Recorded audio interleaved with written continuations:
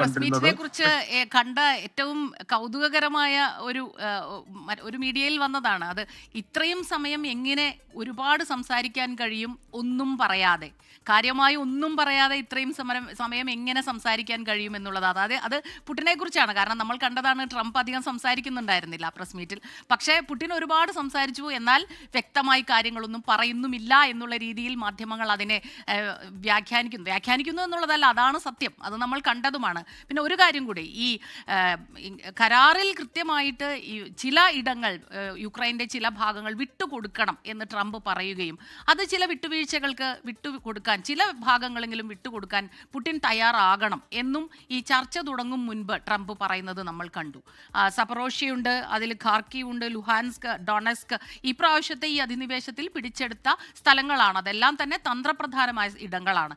അപ്പോൾ അതിനെക്കുറിച്ച് പറയുമ്പോഴാണ് പുടിൻ പറഞ്ഞത് സുരക്ഷ മുൻനിർത്തിയാണ് ഇത്തരം കാര്യങ്ങളെക്കുറിച്ച് സംസാരിക്കേണ്ടത്. അപ്പോൾ ഇക്കാര്യത്തിൽ ഒരു വിട്ടുവീഴ്ചയില്ലെന്ന് ഇരു നേതാക്കളും അത് ഏറെക്കുറെ വ്യക്തമാക്കിയതുപോലെയാണ് തോന്നിയത്.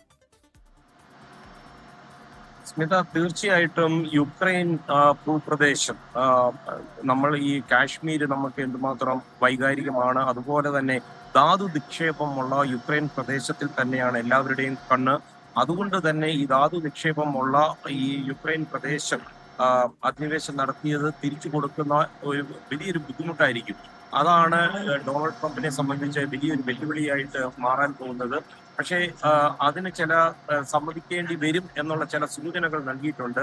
സെലൻസ്കിയുടെ കാര്യമാണ് വളരെ പരിതാപകരം. കാര്യം അദ്ദേഹത്തിന്റെ രാജ്യത്തിന് വേണ്ടി അദ്ദേഹത്തിന് ചർച്ചയ്ക്ക് ഇരിക്കാൻ പറ്റാത്ത ഒരു അവസ്ഥയിൽ മറ്റൊരു രാജ്യത്തിന്റെ ഭരണാധിപൻ സംസാരിക്കുമ്പോൾ എന്ത് സംസാരിക്കാൻ പറ്റും? അതൊരു വലിയ ചോദ്യമാണ്. അതുകൊണ്ടാണ് സെലൻസ്കി പറഞ്ഞു നിർത്തിയത് I am counting on you. അതായത് അമേരിക്കയെ കൗണ്ട് ചെയ്തുകൊണ്ട് മാത്രം നിൽക്കുന്ന ഒരു രാജ്യമായിട്ട് സെലൻസ്കിയുടെ ജനതയും മാറുന്ന ഒരു സ്ഥിതിവിശേഷമാണ് ഇന്നലെ രാത്രി വരെ കണ്ടത്.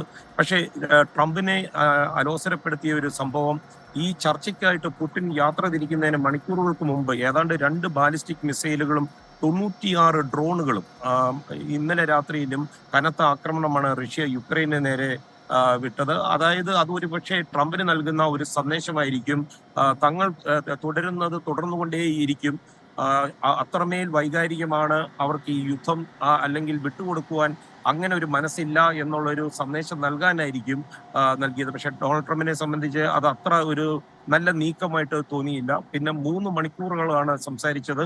വളരെ നാടകീയമായിട്ടാണ് അവസാന നിമിഷം ഇരുപക്ഷത്തും 3 പേരെയും കൂടെ ഉൾപ്പെടുത്തുവാൻ ഇരു രാജ്യങ്ങളെ സംബന്ധിച്ചത്. മാർക്കോ റൂബിയോയും അതുപോലെ സ്റ്റീവ് വിറ്റ്കോഫും ഒക്കെ ട്രംപിന്റെ സൈഡിലുള്ളപ്പോൾ അവിടുത്തെ വിദേശകാര്യ മന്ത്രിയും അതുപോലെ പുടിന്റെ വിദേശകാര്യ കാര്യങ്ങളിലെ ഉപദേശകനുമായിരിക്കും റഷ്യയുടെ ഭാഗത്തുനിന്നും ഉണ്ടായിരുന്നത്.